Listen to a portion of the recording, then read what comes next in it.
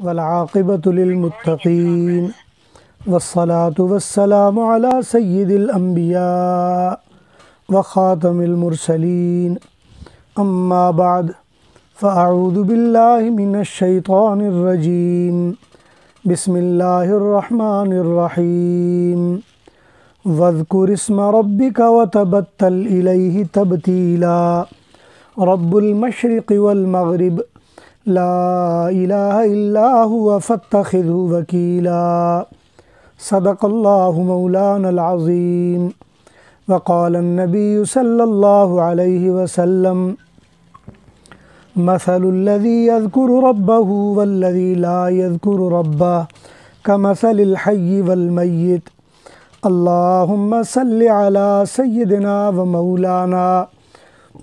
ومولانا محمد وعلى آل سيدنا ومولانا محمد وبارك وسلم وصل عليه سبحان ربك رب العزة عما يصفون وسلام على المرسلين والحمد لله رب العالمين۔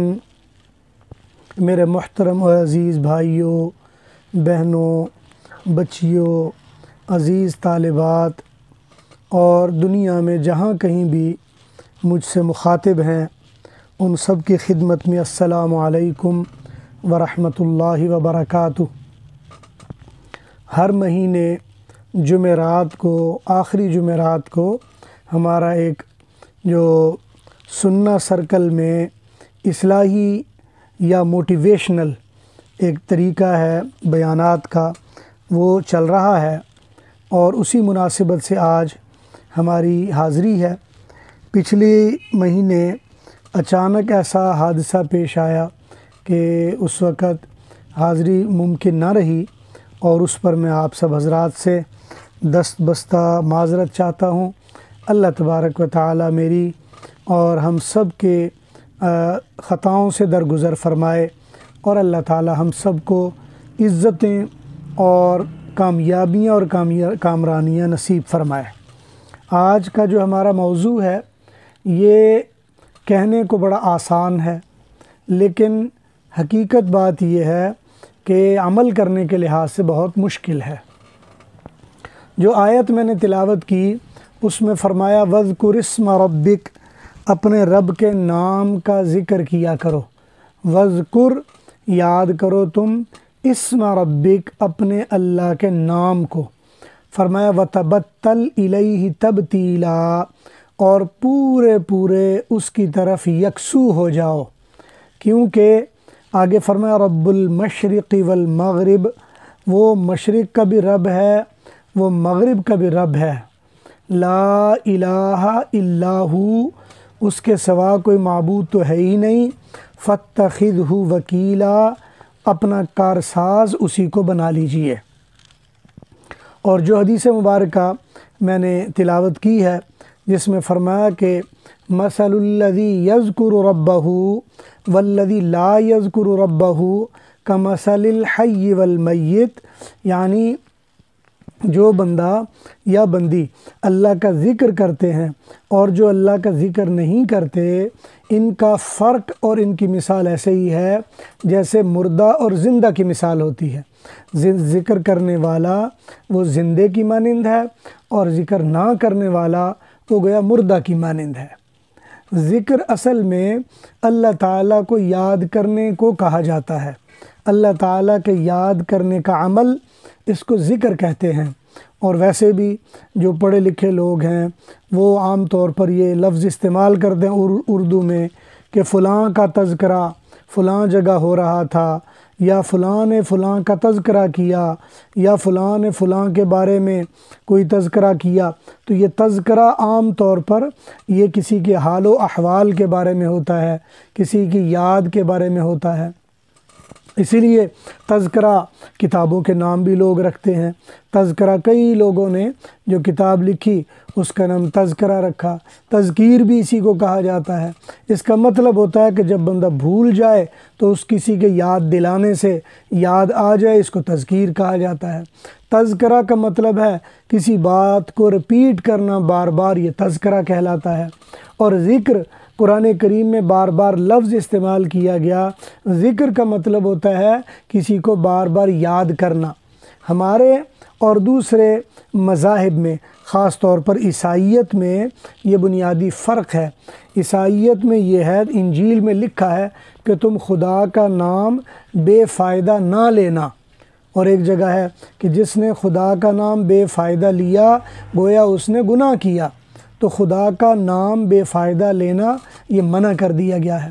ادھر قرآن کریم میں اللہ نے فرمایا یا ایھا الذین آمنوا اذکروا اللہ ذکرا کثیرا، اے ایمان والو اللہ کا ذکر زیادہ کیا کرو، کثیر کیا کرو۔ تو یہ ذکر کثیر اس کا حکم دیا گیا ہے۔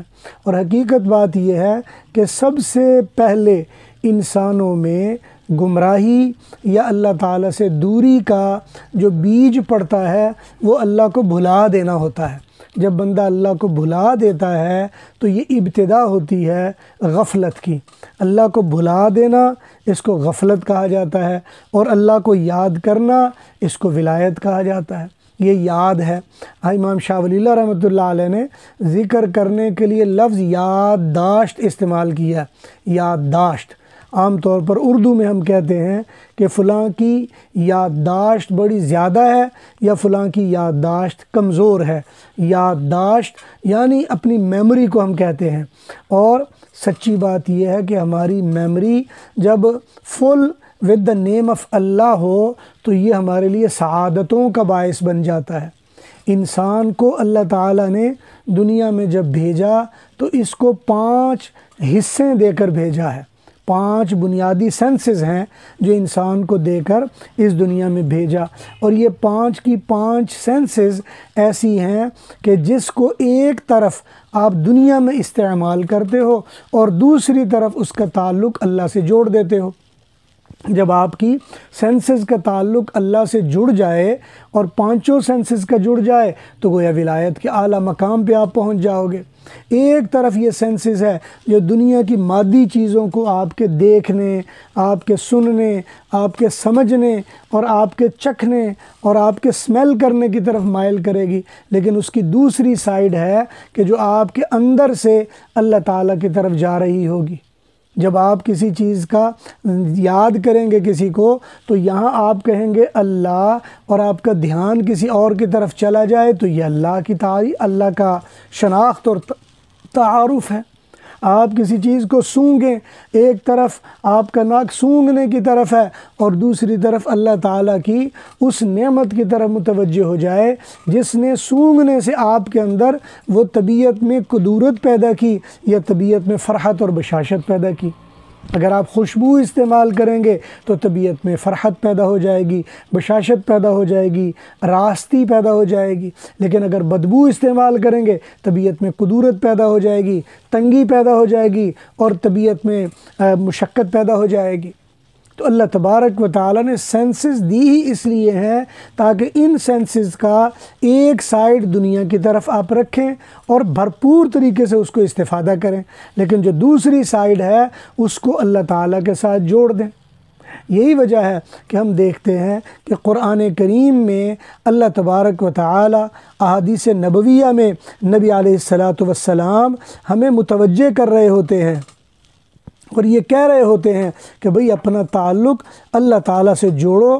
اللہ وہ ذات ہے کہ جو تمہارے ایک ایک چیز کو، ایک ایک عمل کو اور ایک ایک انداز کو دیکھ رہی ہے۔ اسی لیے فرمایا کہ وَلَا تُطِعْ مَنْ أَغْفَلْنَا قَلْبَهُ عَنْ ذِكْرِنَا، ایسا بندہ جس کا دل ہماری یاد سے غافل ہو، ایسے بندے سے کوئی تعلق قائم نہ کرو اور اس کے قریب بھی نہ جاؤ، منع کر دیا گیا ہے۔ اور ایک طرف فرمایا کہ جو بندہ اللہ کا ذکر کر رہا ہوتا ہے اللہ تبارک و تعالیٰ اس سے راضی ہوتا ہے، اللہ اس سے محبت کر رہے ہوتے ہیں۔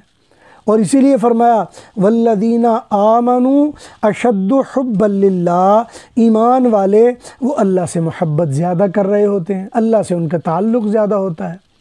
اور اسی لیے فرمایا یا ایھا الذین آمنوا اذکروا اللہ ذکرا کثیرا، اے ایمان والو اللہ کا ذکر زیادہ کیا کرو۔ تو ذکر کثیر کا حکم دے دیا گیا۔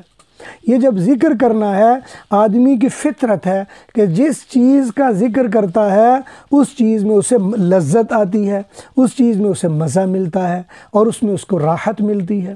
لہٰذا جتنی من پسند کی چیز کا ذکر کرے گا اتنا اس کو مزہ دوبالا ہو جائے گا۔ مثال کے طور پر اگر آپ کے سامنے کسی کھٹی چیز کا ذکر کیا جائے تو اگر کھٹاس آپ نے چکھی ہوگی، آپ کو پسند ہوگی، تو فوراً آپ کے منہ میں پانی آ جائے گا۔ اسی طرح اگر کوئی لذیذ چیز آپ نے استعمال کی ہوگی تو لذیذ چیز کے استعمال سے آپ کے منہ میں آپ کا لطف دوبالا ہو جائے گا۔ آپ نے آنکھوں سے کوئی منظر دیکھا ہوگا تو وہ منظر کا دیکھا ہوا ہونا جو آپ کی میموری میں کہیں فٹ ہے، اگر دوبارہ کبھی اس کا تذکرہ ہوگا تو آپ کو اس کی لطافت اور بشاشت اور اس کی اچھائی وہ آپ کو یاد آنے لگے گی۔ اس لیے میرے بھائیوں اور بہنوں، ہمیں چاہیے کہ ہم اپنے اندر وہ یادیں آباد کریں جو ہمارا تعلق اللہ سے جوڑ دیں۔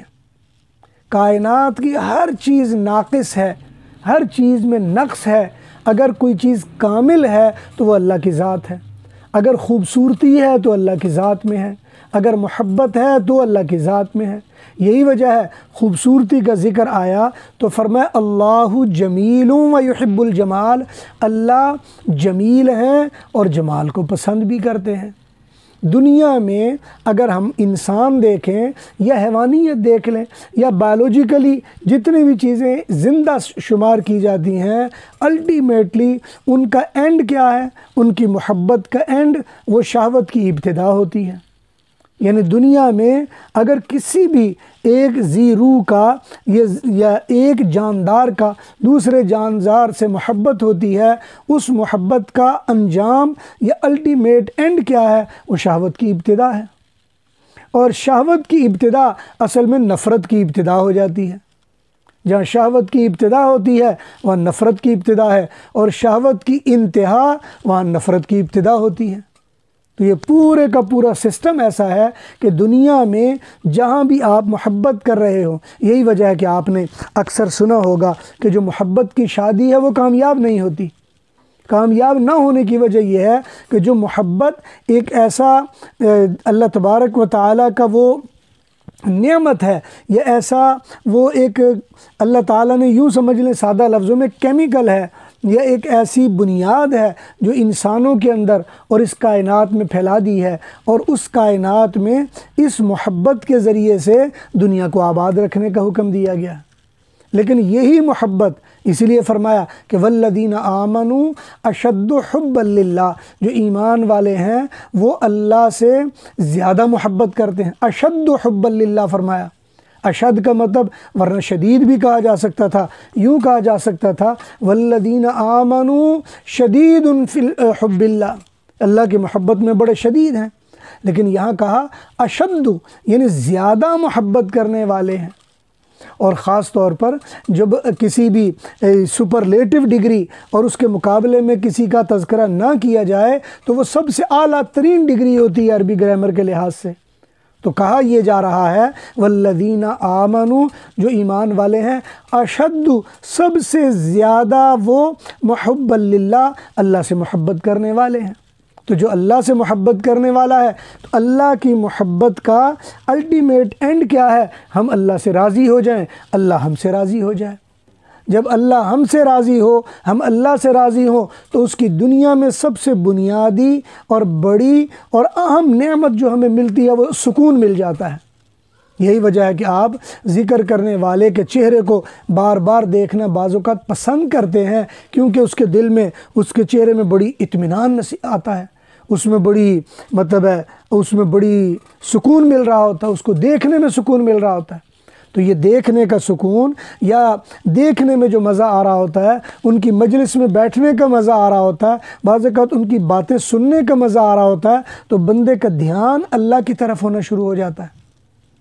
تصوف اصل میں جس کو کہا جاتا ہے، بنیادی طور پر تصوف ایک ایسا علم ہے جو ذکر اذکار کے سیکھنے سکھانے کا عمل ہے۔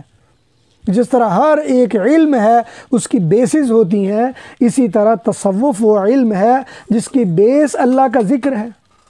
آج بدقسمتی سے ہم نے تصوف کو کھیل تماشا بنا لیا ہے، آج تصوف کو تماش بینوں کا ماحول بنا لیا ہے، آج تصوف کو تعویذ بیچنے کا وہ طریقہ بنا لیا ہے، آج تصوف کو انسانیت کے تذلیل کا طریقہ بنا لیا ہے، آج تصوف کو ہم انسانوں کی بے حرمتی، ان کے تقدس کو پامال کرنے کا ذریعہ بنا لیا ہے، جبکہ اصل میں تصوف تھا جس کے بارے میں قرآن کریم میں فرمایا وَلَقَدْ كَرَّمْنَا بَنِي آدَمَ، ہم نے بنی آدم کو مکرم بنایا تھا، اور تکریم میں وہ زیادہ آگے ہوگا جس کا اللہ سے زیادہ تعلق ہوگا، اس لیے کہ اللہ تعالیٰ نے خود فرمایا ان العزت للہ جمیعا، ساری کی ساری عزت تو اللہ کے پاس ہے، اور جو اللہ سے تعلق جوڑ لیتا ہے تھوڑی سی اللہ عزت اس کو بھی دے دیتے ہیں۔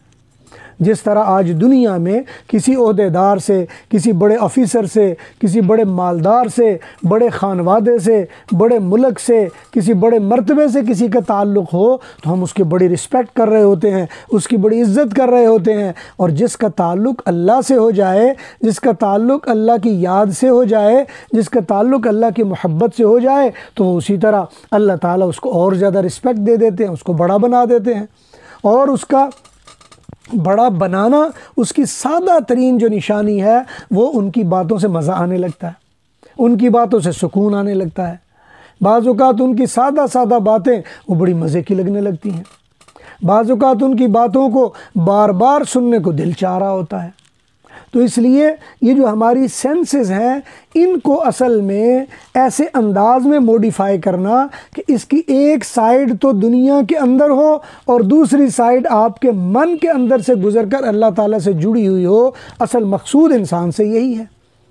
اللہ تبارک و تعالی آپ کو دیکھنے سے منع نہیں کرتے، آپ کچھ بھی دیکھنا چاہیں دیکھیں، لیکن ایک بات کہتے ہیں کہ جب دیکھو تو ایسی عبرت سے دیکھو کہ تمہیں پتہ چل رہا ہو کہ اللہ تبارک و تعالی اس کے پیچھے اس کا منشا اور اس کی مراد کیا ہے اور کیا رکھے ہوئے ہیں۔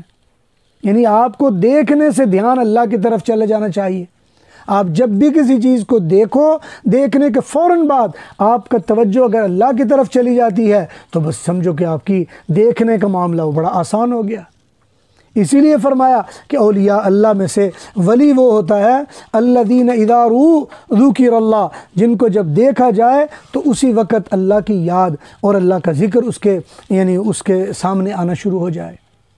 تو اس لیے میری بہنوں یہ یاد رکھ لو کہ ہمیں اصل میں اپنی ان 5 سینسز کو وہ موڈیفائی کرنا ہے، اور یہ 5 سینسز کو موڈیفائی کرنے کے کئی طریقے ہیں۔ یہ 5 سینسز بنیادی طور پر یہ 5 وہ بڑی طاقتیں ہیں جن طاقتوں کی بنیاد پر کل قیامت کے دن آپ کے اعمال کا وزن کیا جائے گا، اور اللہ تبارک و تعالیٰ نے یہ آپ کے اعمال کا وزن کرنا ہے۔ اس اللہ تعالیٰ کی بارگاہ میں عمل کی کثرت نہیں دیکھی جائے گی، عمل کا وہ وزن دیکھا جائے گا جو اخلاص کی بنیاد پر ہے، اور اخلاص کہتے ہی اس کو ہیں کہ جب آپ کی 5 سینسز یعنی وہ 5 حصے وہ آپ کی موڈیفائی ہو جائیں۔ ان حصوں میں آپ کا دیکھنا ہے، آپ کا سننا ہے، آپ کا بولنا ہے، آپ کا چکھنا ہے، آپ کا مطلب ہے یہ سونگھنا، یہ ساری چیزیں اس میں آ جائیں گی۔ اور اسی لیے ہمارے جو مشائخ صوفیاء گزرے ہیں ان میں خاص طور پر امام شاہ ولی اللہ رحمۃ اللہ علیہ، انہوں نے باقاعدہ اس پر الگ سے ایک کتاب لکھی جس کا نام رکھا الطاف القدس۔ الطاف لطیفہ کی جمع ہے اور قدس کا کہا گیا ہے، قدوس کی جمع ہے، یعنی ایسے لطائف جو پاکیزہ ہو کر ذات اقدس یعنی اللہ تبارک و تعالیٰ کے ساتھ بندے کو جوڑ دیتے ہیں۔ یہ میری آنکھ جو اس وقت آپ کو دیکھ رہی ہے، یا آپ کی آنکھ جو مجھے دیکھ رہی ہے، یہ میرے کان جو آپ کی بات سن رہے ہیں، یا میرے کان جو آپ کی بات سن کر آپ کی طرف متوجہ ہو رہے ہیں، یا میرا ناک جو اس وقت خوشبو یا بدبو سے مجھے آگاہ کر رہا ہے، یا آپ کا ناک جو خوشبو یا بدبو سے آپ کو آگاہ کر رہا ہے، یہ میری زبان جو مجھے چکھا رہی ہے اور مجھے مختلف قسم کے لذات اور ذائقے دے رہی ہے، اور میرا یہ دماغ اور عقل جو مجھے سمجھنے میں مدد دے رہی ہے، بنیادی طور پر یہ ایک جہت ہے جو میری آپ کے سامنے ہے، لیکن اس کے پیچھے ایک ایسا ماحول ہے کہ جو ہمیں اصل جو ٹرانسمیٹر ہے یا ٹرانسفارمر ہے جو طاقتوں کا، اس کے ساتھ جوڑنا چاہیے ان کو، ہمارا دیکھنا، ہمارا سننا۔ اور اسی لیے فرمایا قرآن کریم میں اللہ تعالیٰ نے کہ ان السمع والبصر والفؤاد کل اولئک کان عنہ مسئولا، یہ تمہاری آنکھیں، یہ تمہارے کان، یہ تمہارا دل، ہر ایک کے بارے میں کل قیامت کے دن تم سے پوچھا جائے گا۔ تو یہ آنکھیں جو دیکھ رہی ہیں، کل قیامت کے دن پوچھا جائے گا۔ اس لیے اللہ تعالیٰ نے قرآن کریم میں ایک بہت عجیب بات فرما دی، اور بڑی باریک بات ہے۔ فرمایا کہ یعلم خائنۃ الاعین، یہ تمہاری آنکھوں کی خیانتوں کو بھی دیکھ رہا ہوتا ہے اللہ تعالیٰ۔ یعنی جب آپ دیکھتے ہو، اور حقیقت بات ہے جب ہم کسی کو دیکھتے ہیں تو دیکھنے کے بعد ہمارے دماغ میں ایک سوچ بنتی ہے کہ یہ بندہ اچھا ہے، یہ بندہ برا ہے، یہ عورت اچھی ہے، یہ بری ہے، یہ بات جو کر رہا ہے یہ ریاکاری کی وجہ سے ہے، یہ نیکوکاری کی وجہ سے ہے، او مجھے پتہ ہے یہ کیا ہے، انہوں نے میں جانتا ہوں، او مجھے سارا اس کا پتہ ہے، اس کا کچا چٹھا میرے سامنے ہے۔ جب ہم یہ بات کر کے اس کی قیمتی بات کو اگنور کر رہے ہوتے ہیں یا بیکار بات کو اہم بنا رہے ہوتے ہیں، فرمایا یعلم خائنۃ الاعین، تمہاری آنکھوں کی خیانت کو بھی اللہ ذوالجلال پیچھے سے چیک کر کے دیکھ رہے ہوتے ہیں اور بتا رہے ہوتے ہیں کہ اصل معاملہ ہے کیا۔ تو اس لیے میری بہنوں اور بھائیوں، ہمیں چاہیے کہ ہم اپنے اللہ کی طرف متوجہ ہوں۔ ہمیں چاہیے جس طرح دنیا میں ہم ڈنڈ بیٹھ کے لگا کر اور فزیشین اور ڈاکٹروں کے پاس جا کے اور اسی طرح جم میں جا کے اپنے جسم کے اعضاء اور مسل کو ٹھیک کرتے ہیں اور بڑی محنتیں کرتے ہیں اور ایسی دوائیں استعمال کرتے ہیں جس سے ہمارے مسل کی طاقت زیادہ ہو جائے، ہم وزن زیادہ اٹھانے والے بن جائیں، ہم دوڑنے والے زیادہ بن جائیں، ہمارے اندر قوت زیادہ پیدا ہو جائے، لیکن یہ یاد رکھ لیں کہ جو سینسز کی طاقت ہے یہ اصل میں ایک طرف آپ کے لیے ہے، اس کا بیگ کہیں اور پہ ہے، اور وہاں پہ سارا کچھ خزانہ بن رہا ہے، یہ سارا میموری میں جا کے جمع ہو رہا ہے۔ جو بندہ ان سینسز کو بیدار کر لیتا ہے، ذکر کرنے سے یہ سینسز بیدار ہوتی ہیں، اور جو بندہ اپنی ان سینسز کو بیدار کر لیتا ہے گویا وہ ذکر کی لذت سے آشنا ہو جاتا ہے۔ ان کو بیدار کرنا اصل معاملہ ہے، اور حقیقت بات یہ ہے کہ ان سینسز کو، ان حواس کو، یا ان لطائف کو، یا ان اپنے مخفی طاقتوں کو جو بندہ چاہے کہ وہ اس کو پاورفل بنائے، اس کو اچھا کرے یا اس میں بہتر کرے، اس کو چاہیے کہ وہ اللہ کا نام لے، اللہ کا ذکر کرے۔ دنیا میں سب سے بہترین کلمہ، سب سے کامیاب اور کامران کلمہ وہ ہے اللہ کا نام، اور وہ ہے لا الہ الا اللہ۔ اس لیے فرمایا افضل الذکر لا الہ الا اللہ، سب سے بہترین ذکر ہے۔ اور ہمارے ہاں مشائخ نقشبند فرماتے ہیں کہ لا الہ الا اللہ سے بھی زیادہ اعلیٰ ترین کلمہ جو لا الہ الا اللہ کا بھی خلاصہ ہے وہ ہے اللہ اللہ اللہ۔ جو بندہ لا الہ الا اللہ یا اللہ کا معمول بناتا ہے، اللہ تبارک و تعالی اس کلمہ سے، یعنی اس ذکر سے یا اس کلمہ سے اس کے باطن کی نجاستوں کو دور کر دیتے ہیں۔ اس کی باطن میں گناہوں کی وجہ سے جو نجاستیں وہ دور ہو جاتی ہیں۔ یہ ہمارے جتنے بھی 5 سینسز ہیں ہر وقت یہ سک کر رہی ہوتی ہیں چیزوں کو، معلومات کو، کہنے کو معلومات ہوتی ہیں، حقیقت میں وقت کا ضیاع ہوتا ہے، اور یہ سارا کچھ ہمارے اندر جا کے جمع ہو رہا ہوتا ہے۔ اسی لیے ایک حدیث مبارکہ ہے، آپ حضرات نے پڑھی ہوگی، حضور علیہ السلام نے فرمایا کہ جب بھی کوئی بندہ کوئی عمل کرتا ہے اور اگر اس پر توبہ نہیں کرتا، اس کے دل پر ایک نشان لگا دیا جاتا ہے، پھر وہ عمل کرتا ہے ایک اور نشان لگا دیا جاتا ہے، پھر وہ عمل کرتا ہے ایک اور نشان لگا دیا جاتا ہے، حتیٰ کہ وہ وقت آ جاتا ہے کہ اس کا پورے کا پورا دل وہ سیاہ ہو جاتا ہے۔ اور جب دل سیاہ ہو جائے تو دل سیاہ ہو جانے کے بعد پھر آدمی کا سوچنے سمجھنے کا اور عمل کا میکانزم بدل جاتا ہے۔ اگر دل سفید ہے آپ کو اچھائی اچھائی لگے گی، برائی برائی لگے گی۔ اگر دل سیاہ ہو جائے تو میکانزم بدل جائے گا، آپ کو برائی اچھائی لگے گی، اچھائی آپ کو برائی لگنے لگے گی۔ اگر آپ کا دل صاف ستھرا ہے، چمکدار ہے، آپ کو حلال حلال لگے گا، حرام حرام لگے گا۔ اور اگر میکانزم بدل گیا اور آپ کا دل سیاہ ہو گیا، آپ کو حرام حلال لگنے لگے گا اور حلال حرام لگنے لگے گا۔ آپ کو جائز ناجائز لگنے لگے گا اور ناجائز جائز لگنے لگے گا۔ تو اس لیے میرے محترم بہنوں، ہم اگر یہ چاہیں کہ ہمارے اندر وہ نیکوکاری اور پرہیزگاری اور اللہ کے نام کا نور پیدا ہو جائے تو اس کو اپنے آپ سے آپ نے ابتدا کرنی ہے اور اس کو آپ نے اپنے آپ سے سٹارٹ کرنا ہے۔ مت سمجھیں کوئی بڑا پیر آئے گا، مت سمجھیں کوئی بڑا سلسلہ آئے گا یا کوئی نبی آئے گا یا کوئی اور آئے گا جو آ کر آپ کی رہنمائی کرے گا۔ آج اس وقت حالت یہ ہے کہ پیر نام سے لوگوں نے دین کا حلیہ بگاڑ کر رکھ دیا ہے۔ آئے دن فیس بک پہ ویڈیو کلپ ایسے آ رہے ہوتے ہیں کہ طریقت کے نام پر بے دینی والے کام کرتے ہوئے لوگ نظر آ رہے ہوتے ہیں۔ یاد رکھیں، ذکر یا طریقت اللہ کی یاد کا نام ہے، اور اللہ کی یاد ان سینسز کے اندر آباد کرنے کا نام ہے۔ اچھلنے کودنے کا نام ذکر نہیں ہے، ڈانس کرنے کا نام ذکر نہیں ہے، گھومنے پھرنے کا نام ذکر نہیں ہے، میک اپ کرنے کا نام ذکر نہیں ہے، اور تماش بینی کرنے کا نام ذکر نہیں ہے۔ اسی طرح تعویذات لکھنے اور تعویذ کے اثر ہونے کا نام ذکر نہیں ہے۔ اسی طرح کسی کو یعنی اپنی کرامات ظاہر کرنا، اس کا نام ذکر نہیں ہے۔ لوگوں کو دھوکہ دینے کا نام ذکر نہیں ہے، لوگوں کو فراڈ میں مبتلا کرنے کا نام ذکر نہیں ہے، بیماروں کو جوتے سنگھانے کا نام ذکر نہیں ہے، عجیب عجیب قسم کے دھوکے دینے کا نام ذکر نہیں۔ ذکر تو یہ ہے کہ بندہ دنیا میں رہے، اللہ سے اس کا تعلق جڑ جائے۔ بندہ دنیا میں ہو، دنیا کا طلبگار نہ ہو، بازار میں ہو لیکن خریدار نہ ہو۔ اسی لیے کہا کرتے ہیں بعض مشائخ کہ میں دنیا میں ہوں، دنیا کا طلبگار نہیں ہوں، بازار سے گزرا ہوں، خریدار نہیں ہوں۔ اس لیے جب آپ اللہ سے اپنا تعلق جوڑ لیں گے، پھر اللہ تعالیٰ آپ کے ہر عمل میں، آپ کی زندگی کے ہر فکر میں، ہر سوچ میں برکت ڈال دیں گے۔ آج ہمارے گھروں میں جتنی بے برکتیاں نظر آ رہی ہیں اور ہم جتنی پریشانیوں میں مبتلا ہیں، بے برکتیاں، پریشانیاں، افسوس، افسردگیاں، عجیب قسم کی بیماریاں آج ہماری زندگیوں میں جو نظر آ رہی ہیں، اس کی سب سے بڑی اور بنیادی وجہ یہ ہے کہ ہم نے اللہ سے تعلق توڑا ہوا ہے۔ رحمتیں ملنی تھیں اللہ تعالیٰ کی طرف سے، ہم نے اللہ سے تعلق توڑ لیا۔ دنیا سے ہمیں غم پریشانیاں ملنی تھیں، وہاں سے ہم نے غم کو اکٹھا کرنا شروع کر دیا۔ میں آپ کو موٹی سی ایک مثال دے دیتا ہوں، ویسے تو سائنس کی مثال ہے، ہو سکتا ہے بعض بہن بھائی یہ کہیں کہ یہ سمجھ نہیں آئی۔ دنیا نام ہے حرکت کا، یہ ذہن میں رکھ لیجئے۔ دنیا نام ہے حرکت کا، یہ دنیا حرکت سے قائم ہے۔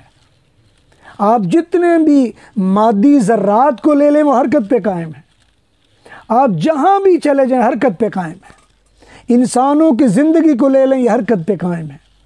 یہ زمین و آسمان یہ حرکت پہ قائم ہے۔ یہ نظام شمسی یہ حرکت پہ قائم ہے۔ یہ ہماری گلیکسیز یہ حرکت پہ قائم ہے۔ یہ سارے سولر سسٹم یہ حرکت پہ قائم ہے۔ یہ ساری کہکشائیں یہ حرکت پہ قائم ہیں۔ ان کا حرکت دینے والا وہ اللہ تعالیٰ کی ذات ہے۔ انسان کا کام یہ ہے یہ حرکت پہ قائم رہے لیکن حرکت دینے والے سے اپنا تعلق قائم رکھے۔ یہ انسان کی ذمہ داری ہے، حرکت میں ہو لیکن اس حرکت دینے والے سے تعلق ہو، یہی انسان کا کام ہے۔ آج ہماری بدقسمتی یہ ہے کہ ہم بھی حرکت میں تو آ گئے ہیں لیکن حرکت دینے والے سے تعلق کوئی نہیں ہے۔ تو یاد رکھیں، حرکت دینے والے کے ساتھ اگر تعلق نہیں ہے تو میرے اور آپ میں اور ایک پتھر، ایک جاندار اور ایک جانور میں کوئی فرق نہیں ہے۔ وہ بھی حرکت میں ہے، ہم بھی حرکت میں ہیں۔ وہ بھی اولاد پیدا کر رہا، ہم بھی پیدا کر رہے ہیں۔ وہ بھی مال دولت اکٹھا کرتا، ہم بھی اکٹھا کر رہے ہیں۔ وہ بھی دنیا میں اپنا دھندا چلا رہا، ہم بھی چلا رہے ہیں۔ یاد رکھیں، بلکہ جانور ہم سے زیادہ آگے نکل جاتے ہیں، انسان کا بچہ پیدا ہوتا ہے اتنا ضعیف ہوتا ہے کہ اس کو قائم رکھنے کے لیے بعض اوقات مشینوں کی اور دواؤں کی ضرورت پیش آ جاتی ہے، لیکن اس کے مقابلے میں جاندار دیکھیں، آپ گھوڑے کو دیکھ لیں، آپ بکری کو دیکھ لیں، آپ ہاتھی اور شیر کو دیکھ لیں، ان کے بچے پیدا ہوتے ہیں تھوڑی دیر کے بعد اٹھتے ہیں اور جناب شکار شروع کر دیتے ہیں۔ انسان تو اتنا کمزور ہے، انسانی جسامت کی یہ عالم ہے کہ یہ کسی جاندار کا مقابلہ نہیں کر سکتا۔ اس کو کوئی جاندار، چھوٹا سا جاندار مچھر ہے، اگر وہ کاٹ لے تو انسان کو عجیب عجیب قسم کی بیماریاں لگ جاتی ہیں۔ انسان کی حالت تو یہ ہے کہ چھوٹا سا یہ بیکٹیریا یا اسی طرح کی چیزیں جب ہوا میں وائرل کر دی جائیں تو عجیب عجیب قسم کی بیماریاں پیدا ہو جاتی ہیں۔ کبھی پتہ چلتا ہے جی ملیریا ہو گیا، کبھی پتہ چلا جی نمونیا کا وائرس عام ہو گیا، کبھی پتہ چلا جی کرونا کا وائرس عام ہو گیا، کبھی پتہ چلا جی ڈینگی کا وائرس عام ہو گیا۔ یہ وہ چھوٹی چھوٹی ایسی نادیدہ قسم کی طاقتیں ہیں جس کو آپ آنکھ سے نہیں دیکھ سکتے، اور بلکہ بڑی بڑی ٹیلیسکوپ سے بعض اوقات نہیں دیکھ سکتے، وہی دیکھ سکتا ہے جو اس کو جانتا ہو۔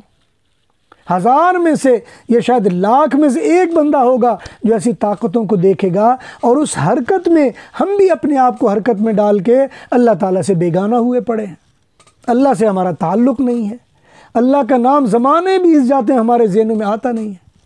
پھر بدقسمتی یہ ہے کہ ہم اپنے دل اور اپنی سینسز کے سکون کے لیے دنیا میں سکون تلاش کرتے ہیں، پھر ہم آنکھوں کو ٹھنڈا کرنے کے لیے قدرت کے مناظر کو دیکھنے کی طرف چل پڑتے ہیں، پھر ہم اپنے کانوں کے ٹھنڈا کرنے کے لیے میوزک کے پروگراموں میں شروع ہو جاتے ہیں، پھر ہم اپنے جسم کو ٹھنڈا کرنے کے لیے ڈانس کی طرف متوجہ ہو جاتے ہیں، پھر اپنی زبان کو ٹھنڈا کرنے کے لیے ہم شراب نوشی اور حرام خوری کی طرف متوجہ ہو جاتے ہیں، اور پھر یہ ساری چیزیں پھر بعض اوقات ہم اخلاق اور پاکیزگی سے اتنا نیچے گرتے ہیں کہ بعض اوقات اپنی سمیل جو سونکھنے کی سمیل ہے اس کو خوش کرنے کے لیے ہم ایسی ایسی عجیب چیزیں سونگ رہے ہوتے ہیں کہ بعض اوقات حیرت ہو جاتی ہے۔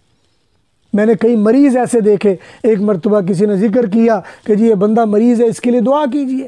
میں نے پوچھا جی اس کو کیا مرض ہے؟ کہتا جی یہ سمد، یہاں پہ ایک عام طور پر وہ کاغذوں کو یا پلاسٹک کو جوڑنے کے کام میں گلو ٹائپ چیز آتی ہے، اس کو سمد اس کا نام رکھا ہوا ہے، یہ پلاسٹک کو جوڑنے کے لیے۔ کہتے جی اس کو سونگتا ہے۔ میں نے پوچھا بھائی تمہیں سونگ کے کیا ملتا ہے؟ کہتے جی اس میں بڑا مزہ ملتا ہے۔ جب انسان کی سینسز خراب ہوتی ہیں تو پھر ایسی چیزوں کے سونگنے کی طرف چل پڑتا ہے۔ بعض انسان ایسے بھی ملیں گے کہ اپنی پیشاب اور اپنی گندگی کو سونگنا ان کے لیے بڑی خوشی کا باعث بن جاتا ہے، وہ اس کو خوشی سے سونگ رہے ہوتے ہیں۔ لیکن اللہ تبارک و تعالیٰ سے جب تعلق ٹوٹتا ہے، آپ کے اندر سے نظافت ختم ہوتی ہے، تو نظافت کے ختم ہونے سے کثافت پیدا ہوتی ہے، تو اس سے یہ گندگی اور یہ ساری چیزیں وہ انسان کا ماحول بنتا ہے اور انسان دور سے دور ہوتا چلا جاتا ہے۔ اس لیے حکم یہ ہے کہ اپنی ان سینسز کو پاک کر لیجئے۔ اس لیے قرآن کریم میں اللہ تبارک و تعالیٰ نے ایک جگہ فرمایا قد افلح من تزکا، اور کامیاب وہ ہے جس نے اپنے آپ کو پاک کر لیا۔ اس کا پاک ہونے کا مطلب یہ نہیں کہ غسل کر کے بیٹھ گیا۔ من تزکا اس کا مطلب ہے جس نے اپنا تزکیہ کر لیا۔ تزکا تزکیہ سے نکلا ہے، تو جس نے اپنا تزکیہ کر لیا وہ کامیاب ہو گیا۔ اور تزکیے کا طریقہ کیا ہے؟ اگلی ہی آیت میں فرمایا وَذَكَرَ اسْمَ رَبِّهِ فَصَلَّى، اس نے اللہ کا نام کا ذکر کیا اور نماز کی طرف دھیان دی۔